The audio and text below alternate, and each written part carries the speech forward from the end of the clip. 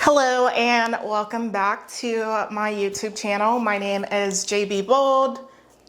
I wanted to start this new segment on my channel, so every once in a while I am gonna come on and do a kombucha chat, which is basically me taking part in my love for kombucha and just chatting about whatever I feel like chatting about. I did get a mic, so that's really fun. New camera setup also, so let me know how you like it. First topic is, it's just mascara, showing up for yourself. The second topic is saying no. The third topic is Suicide Prevention Month, which was last month, but I didn't get around to making this video, so we're just gonna put it in this kombucha chat. So the first topic, showing up for yourself authentically and the importance of that. So what I mean when it comes to showing up for yourself authentically, by the way, all these things are just things, all these topics are things that I'm speaking about that I myself either go through, have been through, experienced, or have some sort of feelings about. This is not a, you should do this, you should do this, you should do this type of video. I never want my channel to come across as that, even if I'm knowledgeable about fitness. I'm not a personal trainer, so this will never be a, you should do this, you should do this, you should do this. This is a channel that's about me as your average 20-something-year-old just doing stuff and figuring out life and just sharing her life with the internet. Because why not? Whether it's within your career, whether it's within my career, whether it's at the gym, whether it's at the coffee shop, whatever it may be, I need to continue to show up for myself because no one else is going to show up for me. I'm sorry, but no one else is going to show up for you. If you have someone who's willing to baby feed you step by step by step in your 20s, good for you. I don't. And I don't want that. So to make sure that I'm fully functioning as an individual, I continue to show up for myself every single day, whether it's in the gym, whether it's studying, whether it's for work, whatever it may be. Just showing up for myself has always been something that's important for me, especially coming from a background where I was a little girl and no one showed up for me. No one showed up for me, and therefore lots of things were happening to me that adults allowed to happen to me and continue to happen to me. And you know, I am in a position where I can take back all of my power and put all of that into myself. And I'm super grateful, as some days are rough. Lots of days are rough, honestly, as someone who deals with depression quite a bit. But just showing up for myself is something that I want to continue to do for myself, just because I want to be a better person in this world. I want to be a better person for those who look up to me, which I don't think there's anyone who looks up to me. I say that, but then there could be. So anyways, I just want to be a good role model out there, whether it's someone who looks up to me, whether it's someone who looks at me in a coffee shop, whatever it may be.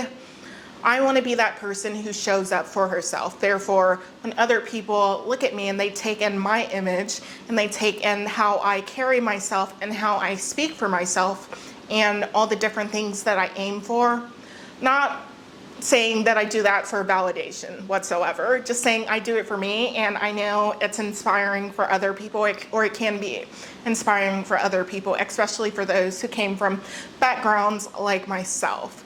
So that being said, the importance of showing up for myself, the importance for showing up for yourself. If you're someone who you find yourself looking to others for validation all the freaking time, it's time to take back your power and stop allowing other people to create the image of who you should be for you. Just gonna go to the next topic. Next topic is saying no. I can definitely dive into how I've experienced saying no, especially as a retired people pleaser and being someone who shows up constantly for others and not having anyone necessarily show up for me. I used to bend backwards for literally everyone. Every single person in my life. It was, oh, can you do this for me? Blah, blah, blah. Even if they said, oh, you don't have to if you're busy. Even if I was busy, I would still make sure that I was available to this person by canceling my plans. I'm not in that stage of life currently. Currently, as I said, I'm showing up for me and I'm saying no. And it took a whole lot to get to this point in my life. One instance, this is going to basically connect the topic to dating and my dating world, which is non-existent, but it's by choice. Have you seen me? It's by choice. Anyways, I was at the gym the other day, and this guy that works there comes up to me and he's like, hey, you're really beautiful, blah, blah, blah, blah, blah, blah. Can I have your number? Here's me. No, I have a boyfriend. He was like, so? You can have two. Your boyfriend isn't me. Quoting this man, by the way. Your boyfriend isn't me. You can have two.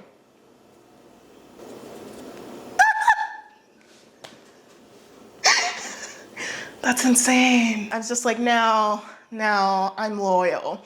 And so I posted about this like on my close friends on Instagram, and one of my friends, Jessica, she said that you should have said, like you're gay. Apparently that turns on men if a woman says she's into women. In that circumstance, what you should do to deter the man from continuing to talk to you, and what was it? Oh, at first I thought she said you should have said that you're a guy. That's how I read it at first. But then she said gay. Then I was thinking about it. If I should have said I was a guy, I should have did it in like a deeper voice. And then here I am on my phone texting her. And I'm practicing my deep voice. And I realize I'm not really good at doing like a deep voice. I'm a man. I'm a man. Not a man, by the way, okay? So saying no in that instance. And so I was thinking about it. And I think the reason, and then someone else brought up how you should just say, no, you're not interested. And I told her, that scares me, because what if a man got angry and aggressive towards me because I said, no, I'm not interested? I don't know why I should consider his feelings, but for some reason, that's what I was thinking about. I don't know why, because again, why would I care about another man's feelings? So, saying no within my own personal life has been something that I'm always going to continue to work on. I would say I'm definitely better at it than I was when I was like a people pleaser. But saying no to strangers, men, that's just something that I'm going to need to work on and get over, because it shouldn't be my problem, you know. I'm just scared of getting beat up by a man. Off topic, but since we're talking about, like, I guess dating. I'm not dating that man in the gym, obviously. I don't even have one. And I don't even want you as the one. To the next topic, the last topic. Where's my kombucha? That's the whole point of this video. By the way, kombucha, extremely good for your gut health. I don't drink alcohol. I haven't had alcohol in like 2 years for no reason other than I see it as an unnecessary substance. I don't know. I see anything bad for you as a substance. So there's that. So I left this topic for the last topic because I wanted to give those time who were not in a good mental place to turn the video off, hop back on the next video, because this topic is going to be about last month's last month's, you know how every month seems to represent something or numerous things? Last month was Anti-Suicide Prevention Month. And I did want to speak about this just because that topic in itself, the S word, hold on, I'll give you guys. We're going to be talking about the S word, okay? So if you're not in a mental place to take on this conversation with me, I'll see you in the next video, and thank you for tuning in. But anti-suicide prevention, it's basically a month dedicated to how you as a person, we as a community, can help to prevent suicide attempts or just suicide in itself. Suicidal thoughts, whatever it may be. The top thing that comes up to my mind is therapy. At the end of the day, you may not have anyone. You may feel as though you have no one to reach out to, but a therapist of some sort is always going to be there. There is a global number that you can reach out to, which is 1-800. It's 988 if you want to speak to someone at any moment. This topic isn't just something that's out of the blue for me. When I was younger, probably about, before I was 10, I had at least 3 attempts in my life just because of everything that was going on around me. And I just wanted to stop. I wanted it all to stop immediately. And once I was 11, 12, I had some more attempts. And then my most recent, I guess it wasn't a attempt, but just a ideation. College, I believe the last one was when I was 19. Every summer in college, I would stay on campus to work. There was one the summers transition from freshman year to sophomore year, where I was staying on campus and I was in-house on campus housing. And I just remember that I was feeling down, really down. And you know when you're feeling down and it seems like everything around you just goes wrong, like nothing's working. I remember finally getting off the couch and going to take a shower. You know, I'm a complete mess, crying, and I'm just gonna take a shower. So I turn the knob and it breaks, okay? The knob breaks. Guess who can't take a shower? So at that moment, it felt like everything was going wrong because I was not meant to be a person. And so I'm crying again, because the one thing that I thought would make me feel better, taking a hot shower, is not working out for me. Okay, and I remember I cut my hand too, just because the knob was broke, okay? Trying to make it work with watery eyes. I can't see anything. And then finally I decide to go downstairs to tell the front desk person. And it was a girl, because student housing, you have students who basically manage or work in student housing who are like watching and taking care of the housing. There were apartments and I had my own apartment that summer. And so I go downstairs. Again, I'm a complete mess. I try to wipe away like obvious signs that I'm a complete mess and crying. And so I tell the person, then she's like, okay, we'll send someone up there. And so I go back upstairs, not really thinking much of it. And probably like a few seconds later, or minutes, whatever, I open the door, the girl with a box of chocolates and a little note that says something along the lines of, I hope your day gets better, something like that. I just remember, again, this is when I said 17, I was probably 19. This is when I was 19, guys. 19. Do you know how old I am now? I'm 27.